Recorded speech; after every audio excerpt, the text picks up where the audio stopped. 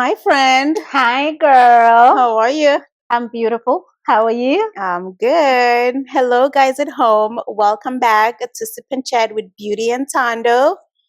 This is episode 3. Yay! Yes. We are getting there, friend. We are. So, how are you? Girl, you know how life is. So, just made it here. Traffic, as usual. You know how the area is. Yeah. But I'm grateful to be here. I'm Mhm. glad to be here. Good. How are you? I'm good. I'm here. Yeah, you're Still here. pregnant. But you look ready. I am very ready. Yeah, you look Very ready. much so ready. Your coffee smells so good. What are you drinking? What are Thank you sipping you. on today? Oh, I'm sipping on iced coffee, homemade, and I use the non-dairy almond milk from Starbucks. It's really good. So that must be what's smelling, the Mhm. almond milk Yeah. flavor. But it smells really good. And what are you sipping on today? Lemon water. Ooh, lemon water. I made my own lemon drop water. Nice. Right from your kitchen. Nice. Okay. Nice. What's up with the lemon water? Are we losing weight or what? Yes, girl, I'm trying to lose weight.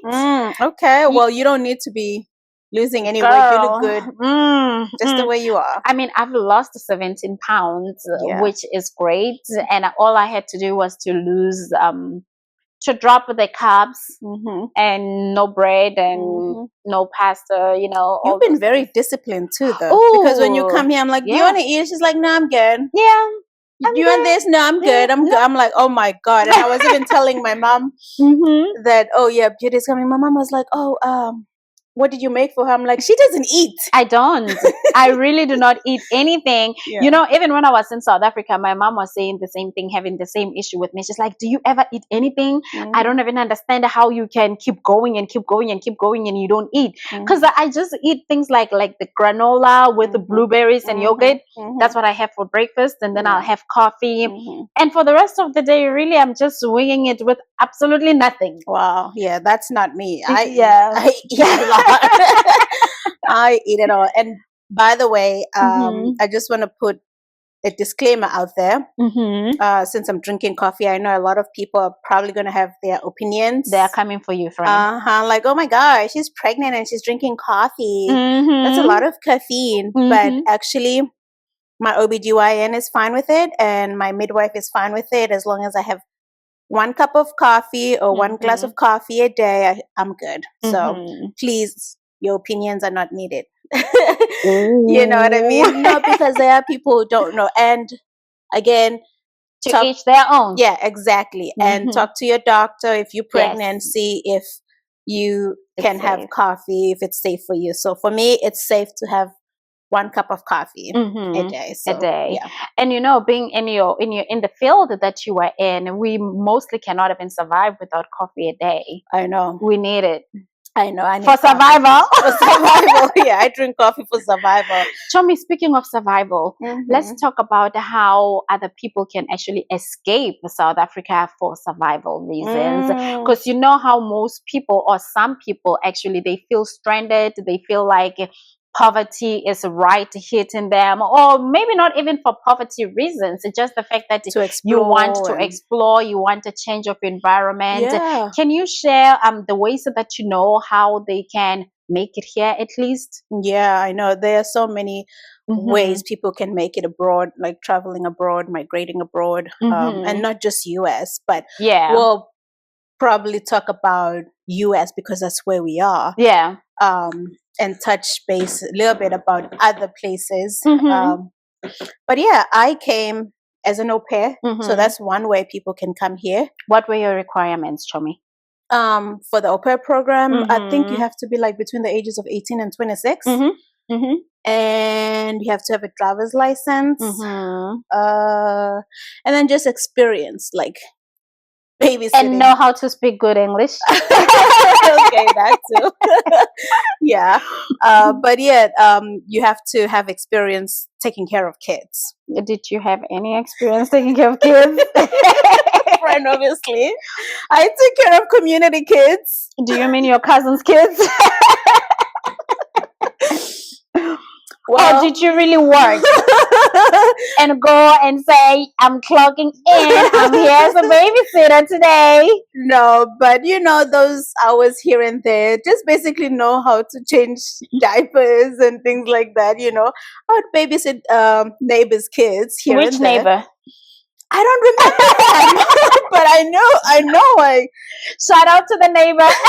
Yeah, I know I took care of somebody's kids, but funny thing, I had to, how you have to create your own portfolio? Yes. Because that's how that's how families in the US or, in the agency, the au pair agency, the families will identify you, like select you from other girls who, pregnancy, sorry, I get short of breath. Yeah. But so you have to create this portfolio. So I had to go have a photo shoot at this daycare in Durban North.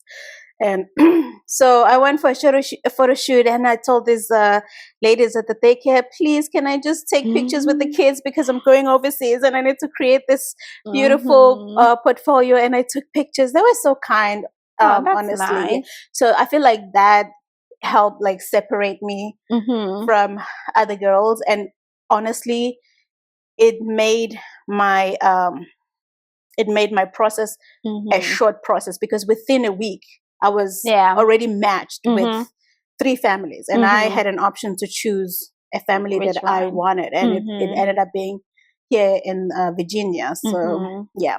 So that's by the way, I still can't believe that you were an au pair here in Virginia in Falls Church, and I was an au pair in Falls Church too. When I rematched, yes. On Broderick, is it Broderick Road? Yeah.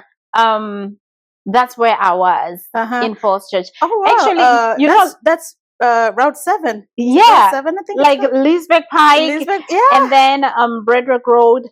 That's where I was. I lived with this family, which I absolutely loved. Don't be intimidated, guys, if you ever get meshed with a family that is not your religion, because they were Jewish and I'm Christian. But you still had a good experience. I almost converted to Jewish. But anyway, that's a story for another time. Okay. Yeah, so that's one of the ways that I know that people can travel abroad. Also, people think that this program is for women, but it's actually male. Boys can also come here too with the same program, as long as you meet the requirements and you have the experience. You know, and another way I think it's you can. But let me see. Hospitality. Yeah, yeah, true. Hospitality. A lot of people, they seem to be coming here. If you go to Nando's, a lot of Nando's in the area, they be playing South African music and whatever. You will find the South Africans that actually work there. And with their program, the program actually pays for lodging for them, which I actually think is pretty cool. That's good, yeah. They're not controlled like au pairs, because as au pairs, your host family would be telling you that, you have curfews. And, for them, as long as you show up at work and you get paid, that's another thing. But I think you have to have a degree in that or something like that. Yeah, I know my mom's cousin, she was going to come with that program too, but unfortunately, she didn't have a degree in hospitality, but she used experience, because if you have worked in restaurant, so you can use that as an experience. And if you have a degree in hospitality, you can use that. Or if you're an intern, in the hospitality industry, you can also use that to apply. And what else I'm trying to think. So she was going to use the experience part of it to apply, but unfortunately she got denied a visa, which sucks. So I just want to put it out there that even with all these programs like the au pair, the hospitality, you still have to go through the visa process, and there's a chance with this program, you still have to go through the visa part of it, so you can still be denied even after paying all these funds, because don't think that now that the program, you're coming here with an agency, like everything is just a go. You still have to, go through the US or UK immigration part of it and be eligible for a visa. So that's what happened to her. She went for an interview, and unfortunately, whatever happened, and she couldn't. And imagine, friend, she already had a job. She had an interview. She passed the interview. She already had like a date, like a start date. And the nice thing about the hospitality is that they accommodate you. They pay for your accommodation and things like that. And I think even you can either be in the hotel part of it, resort, casinos, and then the ship, the cruises. Yes. I think the cruise part, I think they go back and forth every 6 months or something like that. So yeah, those are ways. And I think even the farming. Yes. Yeah, I know a lot of South Africans who are here that came through the farming program. So if you are in agriculture, if you're studying agriculture in college, that's another way that you can come here if you want to, travel here. If you working in the farms. Yes. You have experience. So working in the farms, you can use it as an experience to apply. All these programs have age limits. So you just have to know the age limits. I know the age limit for the au pair. I don't know about the other programs. Yeah, the hospitality and stuff. Can you think of other? The scholarships. Oh yes, the scholarships. For either academically or sports. Yeah. You can definitely get in. I encourage people to go to your residential, the rest, student affiliation councils and whatever. They have all that information, and they're not going to give it to you unless you ask for it. Yeah. So be bold enough to talk to your CRCs in your college or whatever, and ask student advisors. Yes. Because I know of a guy from Kenya. He's a respiratory therapist. He came here through his a college scholarship. I think he played basketball, if I'm not mistaken, or he must be pretty tall, right?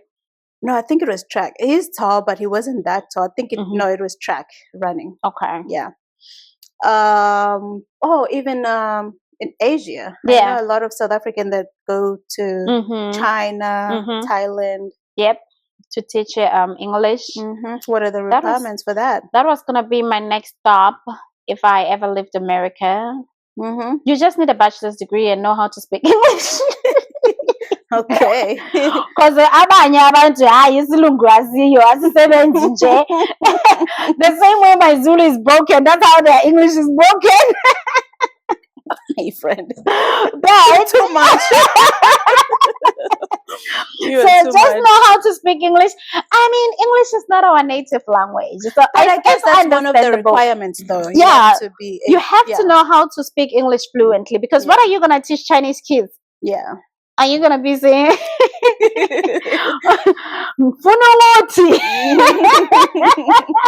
during the lessons? You can't be saying such, but just know how to speak a proper English and have a degree in English or in anything else other than, and go teach in China or Thailand. It's a great opportunity. They don't pay that much, but you come back rich with experience. And it's what you make with that experience. It's what you make with the opportunity that you are given. Because I remember in college, so I found out about the au pair program while I was in college. One of my old childhood friends was already here, and she told me about it, and I graduated, and friend, I didn't even attend my graduation party. I was like, nope, I'm done. I'm going overseas, okay? But I remember this classmate of mine, she was like, you're going overseas to be a nanny and you just graduated college? I was like, girl, you don't see the potential, the bigger picture that I see. You know what I mean? Like, look at me now. Yep. You know what I mean? I'm getting paper. Yeah. But yeah, so you just have to see the whole picture. Yes, with these programs, you're not going to make a lot of money, but once you're here, what do you do with that? You know what I mean? Like, you can make a living here. The employment rate is not bad, compared to South Africa. It's really good. I think the unemployment rate here is like probably 3%, if I'm not mistaken. And most of the time is by choice. Exactly. Because we have some people that really enjoy just receiving things from the government, and of which I think Trump is working on that. Yeah, exactly. He's working on that. I mean, I'm not a fan, but you get what I'm saying. What I'm saying is, you gotta do something to get something. I don't believe in like handouts. Yeah. We don't believe in that. We believe in working hard and making sure that you follow your dream, you get what you deserve and stuff like that. But anyway, we're not talking bad about people that are on government assistance or anything. We just hope that one day, you'll find the courage to work, or you find that dream job and your life changes. So that's the only thing that we can hope for. Yeah, exactly. That's true. Yeah. And I'm trying to think. Oh, and maybe you work for a company, and that company, the corporate offices are here. That's another way you can migrate here. You know. That's all I can think of right now, but I'm sure there are other ways, even like traveling, just visiting. Oh, I have another one. I reposted it on Facebook. Actually, you can actually come and be an assistant teacher, and the only requirement is you need to know how to speak isiZulu. Oh, really? Well, yes. You need a degree and you know how to speak Zulu. Oh, wow. So maybe they are trying to have like a Zulu translator. Maybe they... Oh, yeah. It's possible because, even with Google, they tried to do this translator thing between Sotho and Zulus and English and whatever. It's never 100% accurate. And that's the thing. And I think America is trying to work on that, which is why they want the Zulus to come and probably just translate in schools for them to do something like that. Because when I went to my son's school, they asked, they're like, oh, we hear an accent. Where are you from? I'm like, I'm proudly South African. They're like, oh, you know what? Look at South African flag. I was so proud because I know that my son is not the first child to have been in the school if they have a South African flag. So we are making waves. We are. We are growing. Said you posted something on your Facebook about... I did. I posted something about the teacher assistant thing. Just go on that website and follow me. Just follow and like and subscribe. We have a ghost back there. He's trying to tell us something. What's up? I'm pretty sure Howard University has a class. Oh, they do? Yeah. Oh, wow. Are you sure? I'm going to fact check. Okay. But I saw that. It's possible. That's a very big university. Yeah. I would want my children to go there. Yeah. They went to KZN in all of South Africa. They took like a whole class trip. Oh, you know what? Let me tell you, when I was in school and I went to GW, that's George Washington University, part of the program is at the end of the program, they were going to select the students that were interested in traveling to South Africa to go volunteer, but they didn't tell us exactly where they were going to go. But they just told us the country and to South Africa, and the school was going to pay for it. And then it was going to be a little cultural exchange theme going on for about, I think they had said 2 weeks. So it was depending on your grades. Oh, wow. So all them students that I did not like because they went to South Africa and I didn't go. My job, they have this program. They go to Cape Town to volunteer for 2 weeks too. Yeah.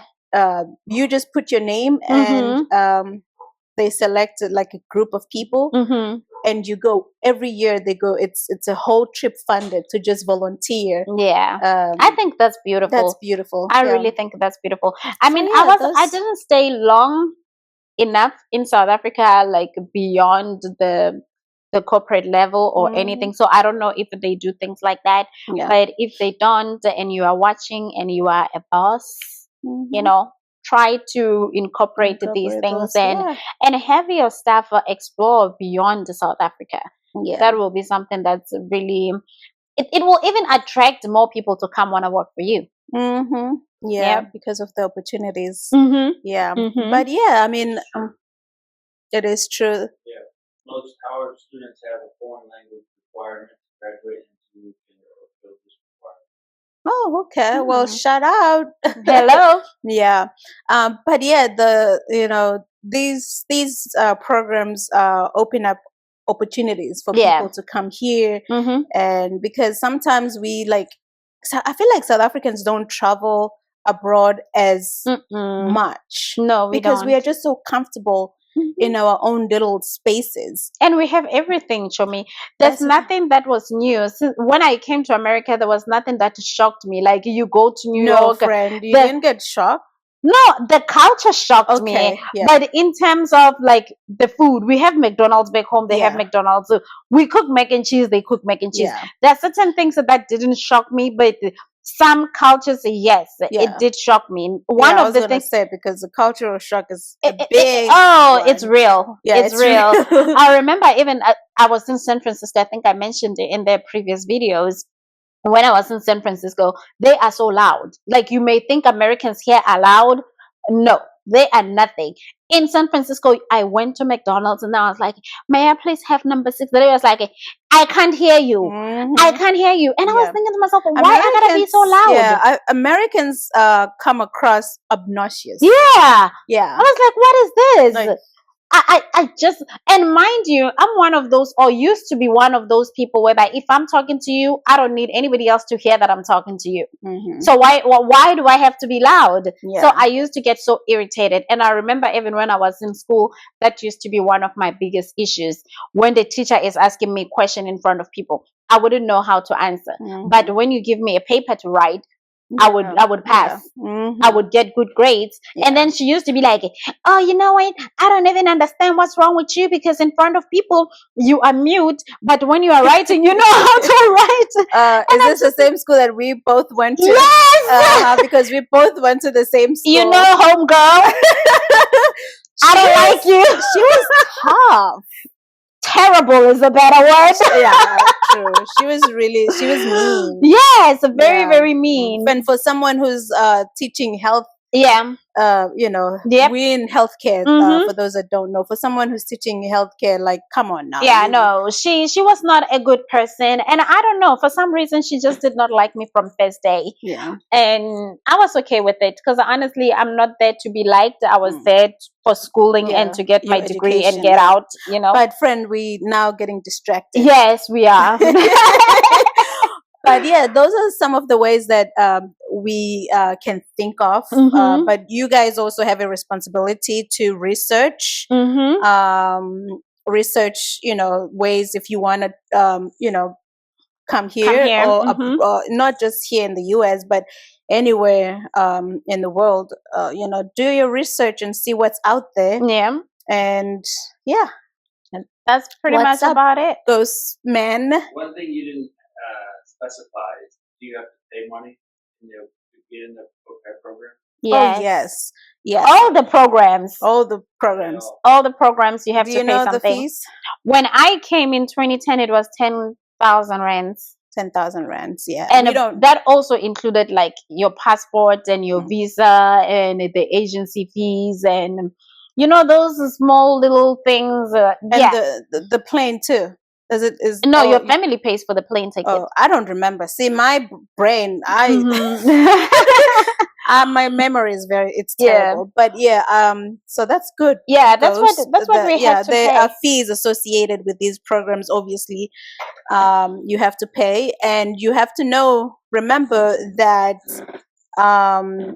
you might pay this 10 grand and might still not make Get it get, you know, because you still have to go through the visa correct part of it, the immigration part of it, which has nothing to do with the the agency. agency. Exactly. Because like my mom's cousin, like I said, she went through the hospitality program and she got stuck through the visa part of it, and they don't refund you that money. You know, it's gone. So it's just a gamble that you take, and it's a gamble that we chose to take, and it you worked know, out. and it worked out.